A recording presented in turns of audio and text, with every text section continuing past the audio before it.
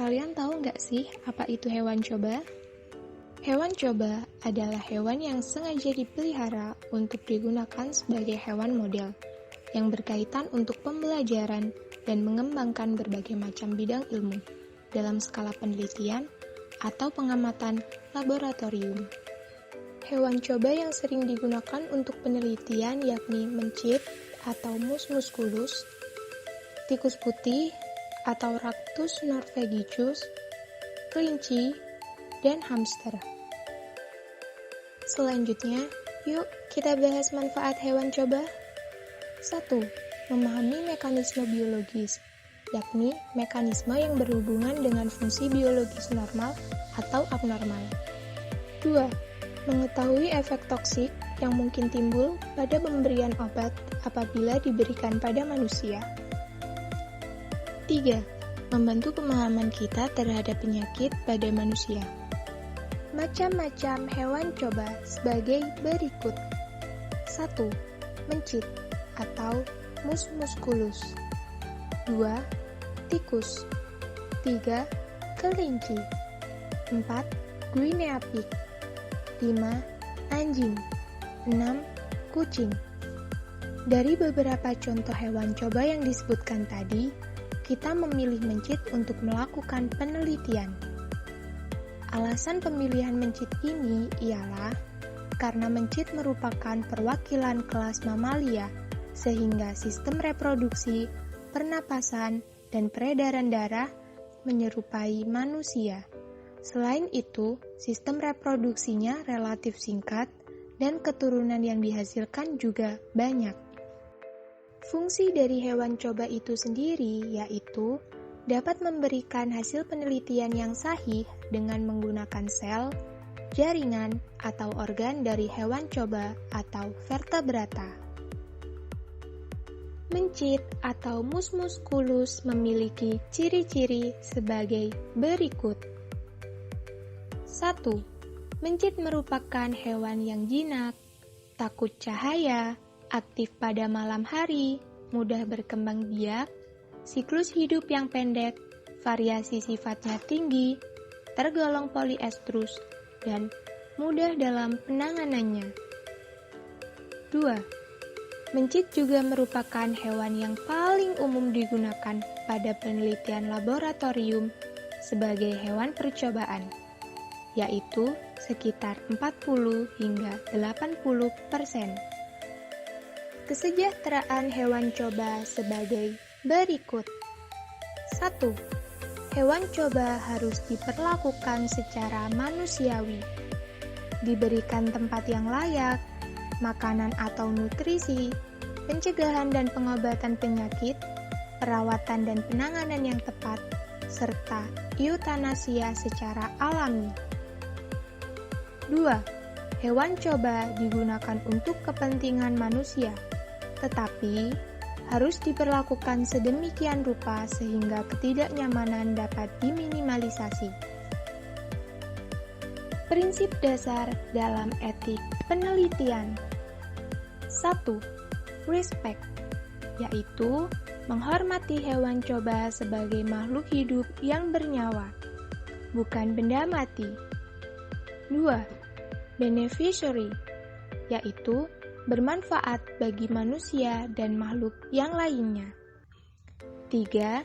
Justice, yaitu adil dalam memanfaatkan hewan coba. Subjek dipilih secara acak, baik yang mendapatkan perlakuan maupun yang tidak mendapatkan perlakuan. Kemudian, kita bahas mengenai 3R. 1. Reduction, yaitu memanfaatkan hewan coba dalam jumlah sekecil mungkin yang dapat memberikan hasil penelitian sahih. 2. Replacement. Yang pertama, relative, yaitu menggunakan sel, jaringan atau organ hewan vertebrata yang isolated organ. Yang kedua, absolute, yaitu sama sekali tidak menggunakan hewan. 3. Refinement, yaitu mengurangi atau menghilangkan rasa sakit dan penderitaan, sehingga menjamin kesejahteraan hewan coba. Selanjutnya yaitu 5F. 1.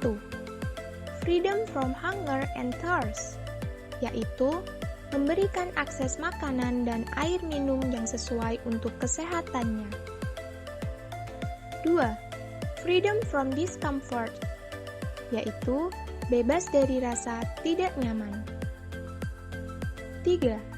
Freedoms from pain, injury, and disease. 4. Freedoms from fear and distress. 5. Freedoms to express natural behavior, yaitu memberikan sarana kontak sosial seperti grooming, mating, dan bermain. Proses pembedahan mencit. Hal pertama yang harus dilakukan adalah menyiapkan alat-alat untuk proses pembedahan, seperti gunting, pinset, jarum pentul, toples, kapas, ether, dan papan styrofoam. Kemudian, masukkan mencit ke dalam toples berisi kapas yang sudah ditetesi dengan cairan ether. Tunggu beberapa saat hingga mencit pingsan. Keluarkan mencit dari toples dan letakkan di atas styrofoam dengan posisi terlentang. Tusuk kedua tangan dan kaki mencit menggunakan jarum pentul untuk mencegah pergeseran saat pembedahan. Setelah itu, belah perut mencit secara hati-hati menggunakan gunting dan juga pinset. Angkat dan pisahkan organ mencit yang akan diteliti. Cara pemberian obat secara subkutan. Pegang kulit mencit pada bagian tengkuk. Kemudian cari bagian kulit mencit yang berongga. Dan suntikan cairan obat pada bagian berongga tersebut. Cara pemberian obat secara intravena. Masukkan mencit ke dalam tabung yang sudah dimodifikasi agar tidak dapat bergerak dengan leluasa. Lalu keluarkan ekor mencit dari dalam tabung. Lakukan dilatasi pada ekor mencit dengan cara direndam air hangat serta pijat ekor mencit secara perlahan agar pembuluh darah dapat melebar. Kemudian suntikkan jarum infus pada vena. Bila jarum terasa ada yang tertahan, artinya jarum tidak memasuki vena. Namun, jika spuit ditarik dan sedikit mengeluarkan darah, maka jarum sudah masuk ke dalam pembuluh darah. Suntikan obat yang dikehendaki dengan menekan spuit kembali. Cara pemberian obat secara oral. Pegang kulit mencit pada bagian tengkuk. Lalu hadapkan posisi mencit secara terlentang. Jarum oral yang sudah diisi cairan obat, kemudian dimasukkan ke dalam mulut mencit hingga ke dalam esofagus.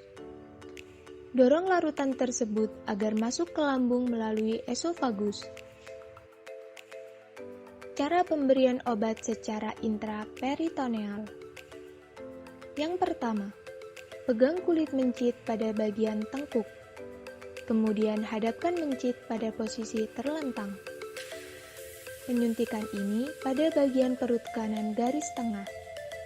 Jangan lupa, ketika proses penyuntikan, posisi kepala lebih rendah dari abdomen untuk menghindari hati dan kandung kemih. Menyuntikkan jarum ke otot hingga menembus peritoneal. Sekian dari video ini. Semoga dapat bermanfaat. Terima kasih sudah menonton.